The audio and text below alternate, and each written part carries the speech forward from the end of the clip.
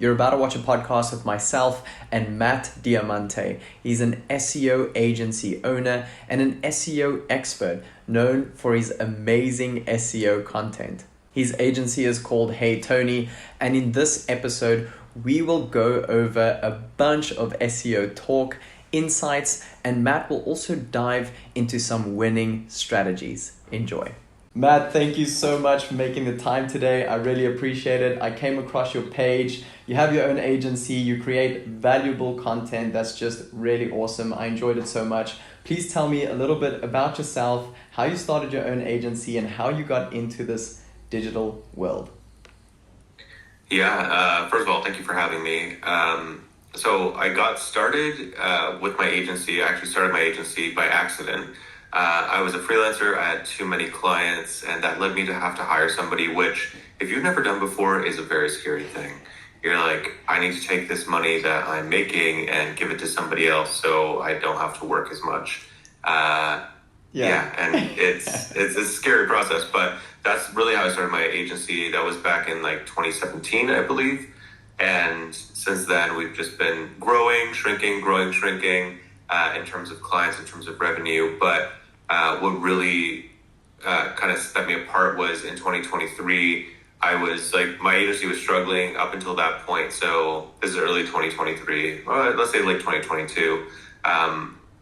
I was a referral only business basically up until that point. So would get clients through word of mouth, and then they would refer me to other people because we do good work, all that kind of stuff. And at the end of 2022, I was very much, I don't know how this is sustainable. I can't really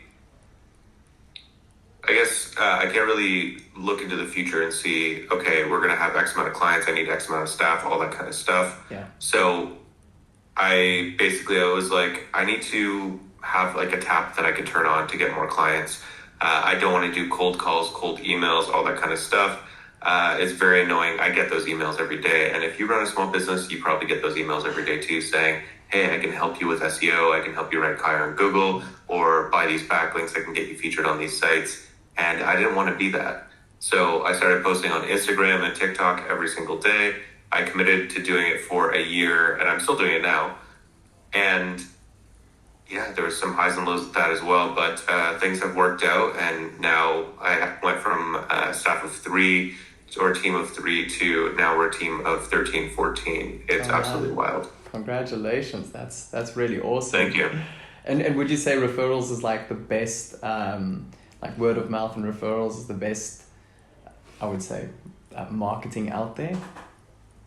No, it's actually probably the worst because you don't know when somebody's going to refer you, and when they refer you, they might give that person a price that they paid you a year ago or 2 years ago, and then you have to be like, oh, it's actually more money than that because things are more expensive now, all that stuff. Yeah.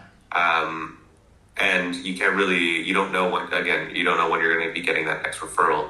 And a lot of the times, referrals that I get will be, hey, I heard you build websites, or I heard you do this. I have a budget of, $1,000. Can you build that for me? And I go, well, we actually don't really build websites anymore. We do SEO and help people show up higher on Google. Here's our pricing for that. And then ghost. You don't hear anything ever. Yeah. So referrals are tough because it's other people selling for you, which in theory is great because you don't have to hire a sales team. And, it's just that word of mouth free marketing. But again, you don't know what they're selling. Yeah, definitely. And it's interesting. You've been in the game since 2017. So you've seen all the changes, the SEO updates, Google algorithm. I've been in the game much longer than that. That's when I started my agency, yeah. Okay, well, that's when you started your agency. You've probably been in the game for many, many years. And point being just that you've seen AI boom, and you've seen all the Google algorithm updates and changes. I'm curious to know, what is the most mind-blowing fact you've come across in your career when it comes to SEO? When it comes to SEO, the most mind-blowing fact, that's a really great and deep question. I would say the most mind-blowing fact is that SEO has been what it's always been, and it's about helping people find the information that they're looking for. Yeah. And there's a lot of agencies, quote-unquote experts, and other people who are trying to game the system by stuffing a bunch of keywords on the page or doing some SEO tactics, tricks, whatever you want to call it, that used to work, but now no longer work. And really, when you think about it, if you can just be helpful to the person coming to your website, they're more likely to hire you, sign up for a newsletter, buy your thing, whatever it is, than if you trick them by ranking number one on Google or Bing or whatever to click your link. They're just going to leave. They're going to be like, okay, this website has nothing to do with what I'm looking for. Yeah, true. And it comes to I had a podcast last week with another entrepreneur saying that everyone's like, yeah, create 2 posts a day every single day, but you don't just want to put out a bunch of crap. I mean, at the end of the day, you want to, even if it's 2 posts a week, at least it's quality posts. You're actually providing value and you're actually offering something, and not just, I mean, yes, you might gain some followers, but at the end of the day, it's they're going to click and leave, like you were saying. And tell me, what is your thoughts on Search GPT and Chat GPT basically being a search engine right now? So hold on, let me go back to the previous question where doing 2 posts a day is absolutely crazy. Nobody needs to do that unless you're a news publication and you're reporting on news and current events. You don't need to do 2 posts a day. You're going to run out of content and topics to talk about very quickly if you do that. And one of the things that search engines and people want to see is this person staying relevant? Are they posting new content consistently? And really, again, it's just you're going to run out of content. Can you write 700 pieces of content about your specific niche or industry? Probably not, right? And as new technology, as new trends emerge, yes, there will be more things to write about as you go, or as you get deeper into the field, maybe you get more specific and write content that is more, niche down, I could say. But for our clients, we do 2 a week, right? And even that is a lot. That's 104 blog posts or 104 page updates per year. That is a lot. Yeah. Right? Definitely. 2 per day.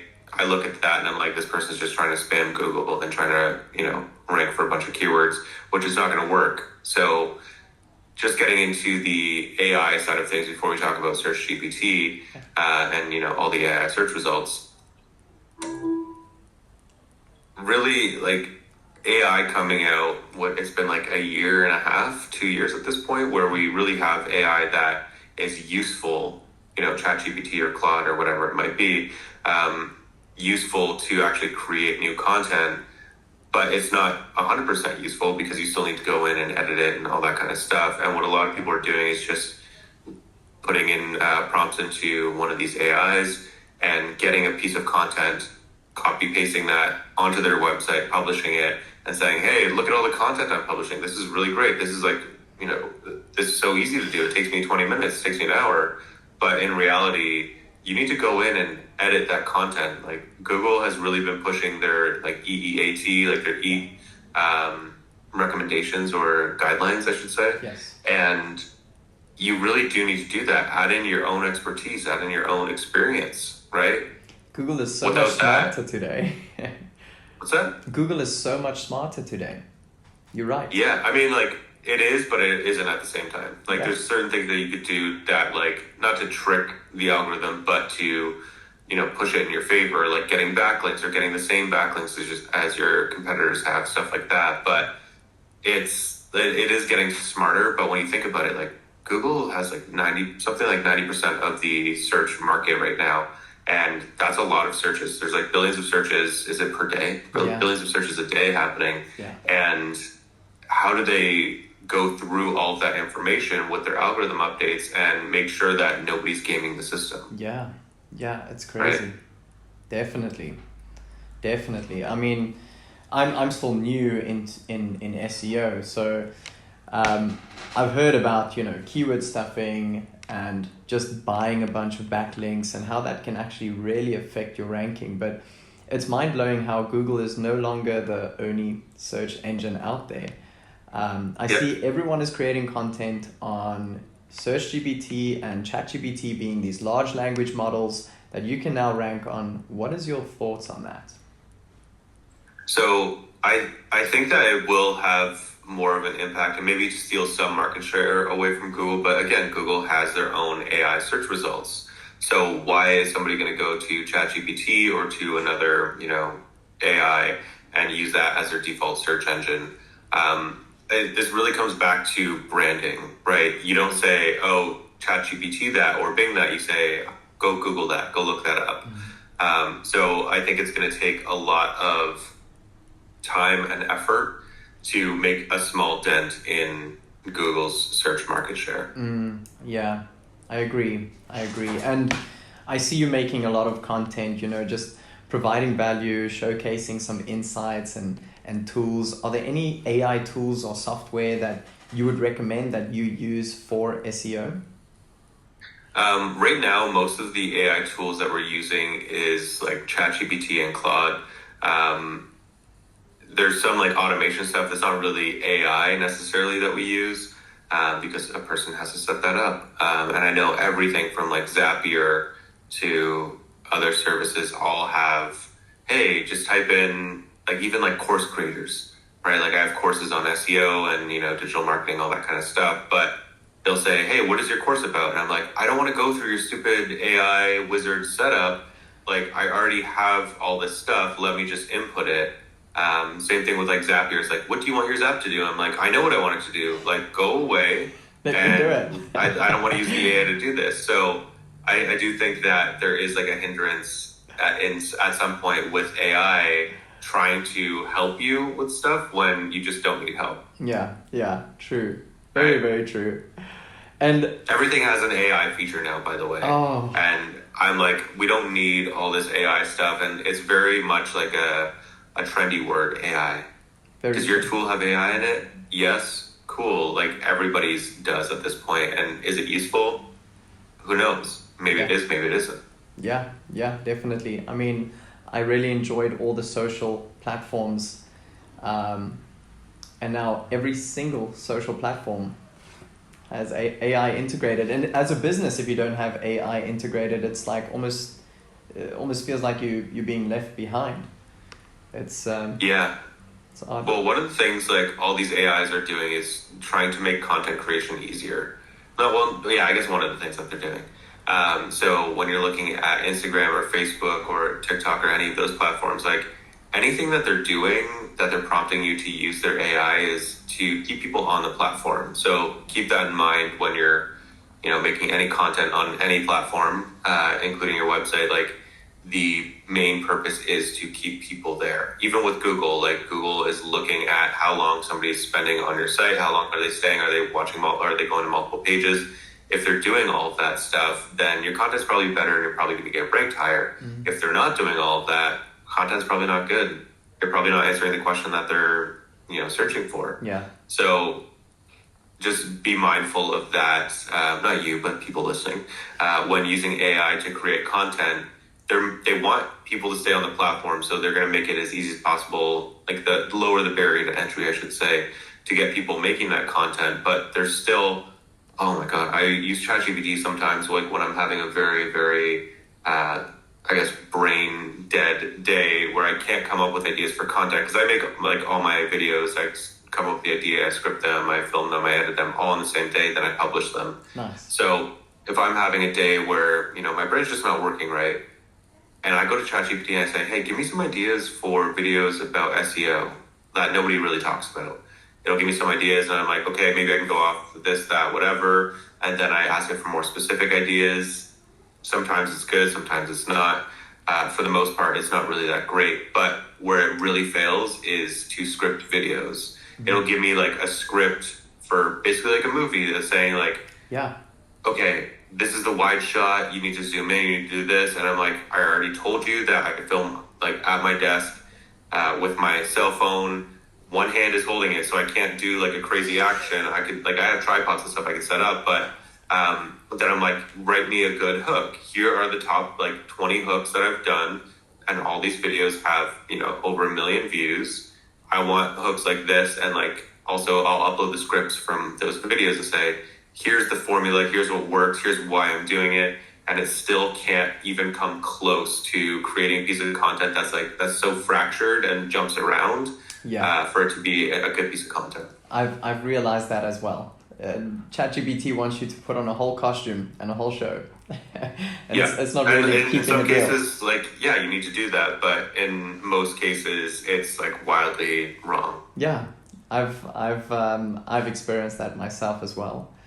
And coming back to SEO, I was curious to ask you, what is the weirdest and most unexpected thing you've ever come across that's affected a website's ranking? Okay, so there's two things. One is duplicate heading tags, which I'll talk about in a second. And two is how powerful internal links are. So internal links is something I ignored for years. A lot of marketers did. A lot of marketers still do ignore internal links. But really, when you're linking from one page on your site to another page, and you're using a word that describes what that other page is about, you don't want to use words like click here, learn more, visit the website, stuff like that. You want to use, like, if I have a page about red plastic cups, let's say, and I have another article about, iced coffee, and I say iced coffee tastes better in red plastic cups, then if I link the word red plastic cups to that other page, I'm giving context to Google as to what that other page is about, and maybe that's the keyword I want to rank for. Yeah. So I did this, it was kind of an accident, and I say I did this, my team did this on my own website. I optimized, my service pages and all that kind of stuff locally, and nothing was happening. We weren't really ranking, and they were publishing 2 blog posts a week. As I was saying before, you're going to run out of stuff to talk about eventually. So we were publishing 2 blog posts a week. And what they were doing in each of those blog posts was internal linking to these service pages using the keyword we wanted that service page to rank for, right? So if it was website design in Hamilton or web design in Hamilton or our best website designers, all keywords like that, we were linking back to those pages. And all of a sudden, out of nowhere, I was like, hey guys, we're ranking number 1. Has anybody touched this page? They're like, no. I go back, I look at the revisions of the page. I'm like, it's been a year since anybody touched this page. And the only thing that changed was we were doing more internal links. We had already done the backlinks and stuff like that. Matched our competitors, got a little bit more backlinks than they had. And internal linking had a huge impact on that. Power. So, yeah, it's actually crazy. People ignore that so much, and it's such a valuable resource. So when we get to heading tags, it's always been said you should have one heading 1 tag, multiple heading 2 tags, multiple heading 3 tags if your content goes that deep. Yeah. And I kind of took that at face value because Google, sometimes they say things and sometimes they don't mean them when they say don't use duplicate tags or don't use more than one heading 1 tag, all this kind of stuff. I was on a site, semi recently, and I was like, oh, they're ranking for like a crazy amount of stuff. By the way, I spent like 20 grand with this company because I found them through SEO, through a very specific search. And I used internal linking. Like I clicked on their links and their content, and that led me to the checkout. They got me for like $200. And then I was like, you know what? I need to spend more money with this company because they do what I want. Anyways, nice. So I spent a lot of money with this company through SEO, which is really great. But then I looked at their SEO and I was like, man, these guys have like 12 heading 1 tags on the page. Like this is not right. Wow. Yeah. And they were all different. And I was like, okay, so I guess that's not as important as Google has been saying. And mind you, like this is a big company. They're going to rank for a bunch of stuff. Their content is really good. Their internal linking strategies on point. External links are on point. Their backlinks are insane. So all of that stuff plays into it. So I'm like, maybe heading 1 tags aren't as important to follow that 1 heading 1 tag per page rule. Yeah. But what really got me is I started seeing local competitors of mine, and I'm browsing and auditing websites every day. They were using multiple heading 1 tags, so they're using 2 heading 1 tags, and the tags were exactly the same. And I'm scrolling through these pages, and I'm like, I'm only seeing the one tag. Where's the other heading one tag? This like, are they hiding it? Like, what's going on here? And I, through my search, realized that one was for mobile, one was for desktop, but they are the exact same. So a lot of website builders like Wix and Squarespace, they will have, here's your desktop version, here's your mobile version. The content can be different, the content can be the same, but in doing that, they're adding the heading one tag there twice. So I was like, I need to try this. So I tried it on my own site, and lo and behold, we're ranking like crazy, because basically I have all the content on my page. Well, not all the content, just the heading tags there twice. And they show up in slightly different formats. So when I say formats, I mean text size, basically, on desktop and mobile. And of course, my site is already responsive. So I had to like break this page of the site so that I could do this and try this out. And it worked. We ranked number one for that page for like the biggest keywords that we want to rank for. And it's really wild. I don't advise people to do this, because I know what I'm doing. I've been doing SEO for over a decade at this point, building websites, doing digital marketing. So I can experiment with stuff. And also, if that page that I optimized decides that, or Google decides it's not going to rank anymore, I'm not going to go cry to somebody else about it. I'm just going to go and fix it. So I always say, be careful when you are doing experiments like that, especially with things that Google say don't do. Because you could get spanked. Yeah. Right. Google says one thing and you just like, Google, you know what? I'm going to go this direction. Well, in the Google data leak or algorithm update leak, whatever you want to call it, that happened earlier this year, there's a bunch of stuff that people were able to disseminate from there, like, yes, backlinks matter, and there is actually such thing as a domain authority or domain score. Yes. Google doesn't really say what goes into that, but all these years, Moz created domain authority, or they invented the term, whatever, and they had their own score for that stuff. And now, all these major keyword research tools and, SEO tools have that built in. So, and we never really knew, did Google have their own? Yes, they in fact do have their own. Again, we don't know exactly what goes into it, but I can probably guarantee that it's going to be traffic and backlinks, right? That's what credibility, or I call it a credibility score a lot, because a lot of people are like, domain authority, what does that mean? I'm like, well, that's your credibility score. So I don't even know where I was going with all of that, but the Google algorithm leak showed us, what did it show us? It showed us a bunch of stuff. I've watched several videos on it. Neil Patel explained it so nicely, but I mean, you've been there from the very start. Like, has Google always been this complex? Well, I haven't been there from the very start, because Google, they launched in like 98 or something like that. I was like 8 years old. And it did. Like, I don't know about you, and people listening, but I lived in a world before Google was a thing, before, high-speed internet, or really internet was a thing. And I see these memes all the time on Instagram and TikTok, and they meme videos where it's like, you don't know what it's like to grow up before internet. And it's like, you just have to go outside and find something to do. And that was very much my life. But as soon as I begged my parents, because my buddy had internet, and he was playing like Red Alert online. I don't know if you remember that game, Red Alert, Command and Conquer, great game, strategy, like war kind of game. It was really fun. And actually, I should probably go see if I can get it, because that game is sick. I'll play that all day. But yeah, he had internet, and he was playing this game, and he had a computer, all this stuff. So I begged my parents, like, please, can we get a computer? So we got like a secondhand computer from, I don't know, somebody that my mom worked with for like really cheap. Oh, nice. And I was able to play that game, and I was like, sick, I want to play online. So I convinced my parents, like, let's get the internet, like all this kind of stuff. And so anyways, that was back in the day where you actually had to type in a URL to find something, or go to, I think Yahoo was a thing at that point, and it was like Ask Jeeves was also, in its infancy.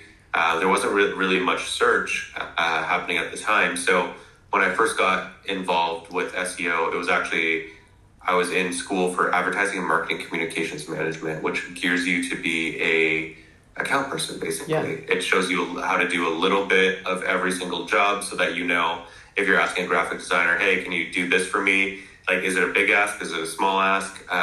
Or can you maybe just do it and save the day, right? Can you do Yes. something really quickly? Yeah. And then, so one of the courses that we had was SEO.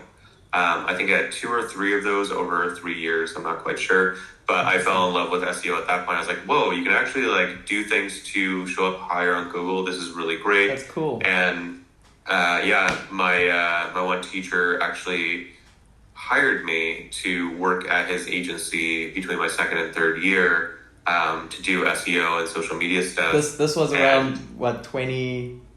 This was like 2011, 2012, Okay. something like that. Yeah. So, and I was just like hardcore into SEO at that point, and that's really where I got my start with that. It's crazy. It's very interesting. Like it has changed a lot since then, but it also hasn't changed that much. Like, yes, Google's got rid of a lot of like the spam shit that you could do. Like I remember back in like 2011, 2012, they had this bot kind of thing on their WordPress site that would take other people's content and basically like put it together, and you just had to go through and change a couple things and publish that as, you know, SEO articles or articles on your website so that you rank higher. Yeah. And like even back then I was like, this is stupid. I don't think this is going to work. And quickly Google was like, okay, yeah, duplicate content's not cool. You shouldn't do that. It's not going to help you rank. And with doing that, it really taught me, okay, they're looking for an answer to a question. You can't just like bullshit them. Yes. And that's really like, Google hasn't changed much besides that kind of stuff, like getting rid of that shit. True. It's always like their first algorithm, or one of the first algorithms, was based on backlinks, right? PageRank, I don't know if you know much about their PageRank algorithm, but it relied heavily on votes from other websites. And the way that you vote for a website is by linking to them. And the more credible the vote, the more, that more weight that carries. Yeah. And the more credibility you pass on to that other website.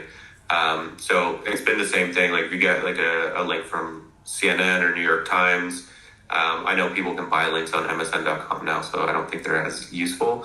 But if you get links from these huge websites, these huge publications, that's going to help you a lot more than getting a link from the mom and pop shop down the street. Yeah. So yeah, it's really changed, but backlinks are still very important, and like the helpful content is just, if you do that, like you're setting yourself up for success. That's awesome. It's so cool to know, because back in the day, I mean, I didn't really know what SEO was, and whenever anybody spoke about SEO, everyone around me as well, they're like, okay, yes, we know SEO, but they don't really know what's going on or what it really is. Yeah.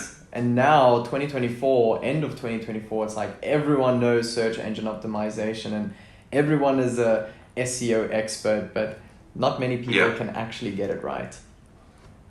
Yeah, and that's something that bothers me so much, like these quote-unquote SEO experts going around emailing. They're like, there's a lot of spam out there. There's a lot of people who say that they can get you results, all that kind of stuff. And at the end of the day, it's like agencies like mine that are picking up the pieces of people who have been scammed out of thousands of dollars paying somebody to do their SEO. And I go, well, what were they doing for you? How much were you paying them? And they go, we're paying them $1,500 a month for the last 2 years. I'm like, well, what were they doing? They're like, we don't know. And I'm like, why don't you know? You walk into a store and buy something without seeing it? No, right? Yeah, where's the analytics? You walk out with a physical pair of pants. Definitely, yeah. What's your return on investment? Definitely. Exactly. So that's like I don't want to say like thank God for these like scammers and these like people who aren't actually doing anything, but that has helped me develop my kind of offer a little bit better. Yes. Where I'm like, you get weekly email updates, right? So it's like, here's the actual work that happened the previous week, right? The client always knows, or whoever we're working with always knows, here's what happened. If there's any like analytics we want to share, we share those in our weekly emails. And we also do monthly reports that show you legit everything that happened in the past month. Like if we updated a bunch of title tags, web descriptions, or we wrote content or updated pages, all that stuff is in, that report.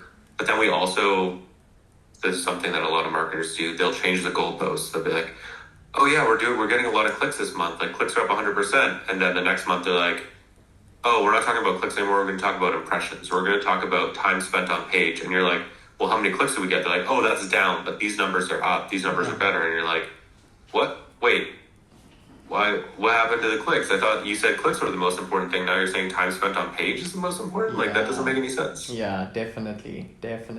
And I mean, we all know that SEO is more of a long-term investment. It's not like paid ads where you get a quick return on your investment. For someone that's been doing this a while, I don't want you to share all your secrets, Matt, but what is a great strategy? Obviously, everyone is different. You need to do an SEO audit and have a listen to their goals. But what have you found in the SEO space to be a winning strategy?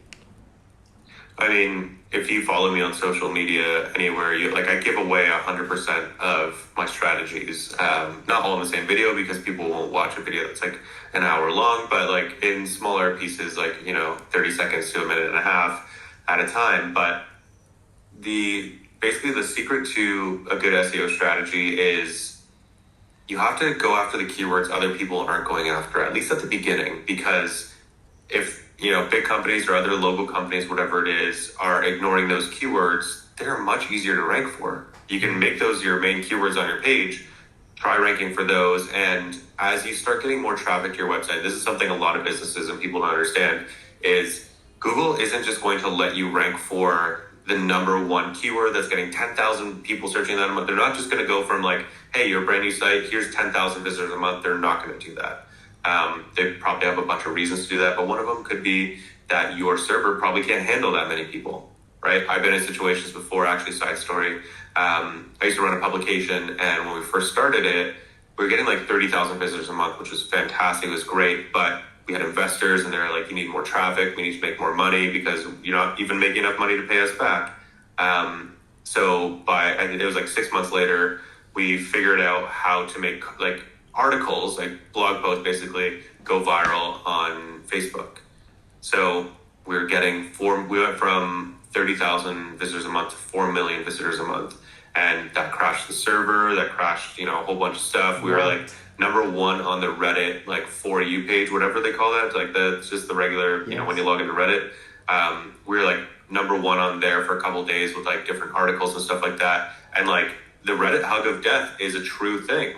They like if a website's not ready to handle that much traffic, that website crashes. Then all of a sudden you lose, your spot on Reddit, and it's gone, and you're never going to get that traffic again. Wow. But so that's one thing to keep in mind as well. Like Google doesn't want websites to go down, right? Yeah. They know how fast your website is. They know if people leave right away.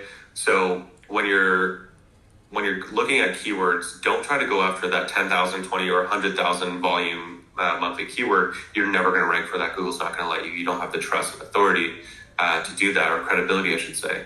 So for any client, we start with low-hanging fruit keywords that are easy to rank for, that might have 10 to 20 search volume per month. I know that doesn't seem like that much, but you basically need to unlock and get to the next tier of traffic. And there's no like 100% set numbers for that. Once you start getting traffic to your website, you're unlocking like the next tier. You'll be able to rank for slightly more difficult keywords that have higher search volumes until eventually you can get to that spot where you're ranking for, those like 10,000 volume keywords per month. Yes. And it's not easy to do. I mean, I'm saying it's not easy to do. The thing that isn't easy about it is giving it time and having the patience. Definitely. Right? If you have a year, 2 years, then yes, you will see SEO success in some capacity. If you come to me and you're like, my business is drowning, I'm going to go out of business in the next couple months, I need a silver bullet, I need something to save my business, SEO is not for you. That's like, Yeah, paid ads then. Go right to paid ads and see if that works for you. But again, you don't necessarily know if that's even enough time, like a month, 2 months, like even with paid ads, like have you been able to narrow down your targeting with your ads? Have you been able to update your landing page? Have you been able to craft your offer? Yeah. Maybe you're a seasonal business and people aren't looking for, stand-up paddle boards in the winter. Yeah. Right? True. Or maybe people aren't looking for Christmas trees in the middle of July. Yeah. 100%. Definitely. Well, Matt, the last question, it's more like a statement, is to just let the audience know what you've got going on currently. Oh my God, I have so much going on. It's too much going on. So just for everybody who doesn't know me, I run a digital marketing agency, as I said earlier. So I'm running the operations of that and like helping the team with strategy, all that kind of stuff on a daily basis. I'm also posting social content every single day. So I'm filming or coming up with a concept, scripting, filming, and editing all the videos myself at this point, and posting them on Instagram, TikTok, YouTube Shorts, Facebook, all that kind of stuff. And in addition to that, I'm writing a book about SEO, which hopefully comes out early next year. I need to finish writing it. I've been working on it for like over a year at this point. I thought it would be a lot quicker of a process, but thank God it took me so long to write, and that I've been delaying a little bit because I just had like a breakthrough, I don't know, like 2-3 weeks ago where I'm like, oh, this is going to make the book so much better. So I'm working on that. I just released an SEO tool called Watchdog that lets you basically put in, any website you want. You can put in your competitors if you want, and it'll show you changes that happen week over week. So if they're doing SEO, if they're changing their offer, if they're updating their pricing, you'll be able to see that right away, before anybody else does, without actually like browsing their website and giving them traffic and time spent on site, all that kind of stuff. So you can see exactly what they're doing. I don't know. I have also a community of business owners that people join. I don't open registration all the time. There's a marketing tactic behind that, but also it's just good, when you let people into a community, to welcome them, to have something that they go through. And if you just have it open all the time, you can't really, have live calls with people who are new members all the time. I don't even know what else I have going on top of that. I have a website audit tool that we're constantly updating and improving. And I'm not doing all this stuff myself, by the way. I have people helping me with all this, and it's really great. But and that is really all in the last, I would say, year, that this has been like blowing up for me. So I'm taking advantage as much as possible. Definitely, Matt, you are so busy. And Watchdog sounds absolutely amazing. I need to go have a look at it. And thank you for sharing all your valuable content. That's how I came across your page. Absolutely amazing. Please keep on doing what you are doing. And congratulations on the book. I'll definitely have a look out for that. And once again, thank you so much for joining me on this podcast. Yeah, thank you for having me. Appreciate it.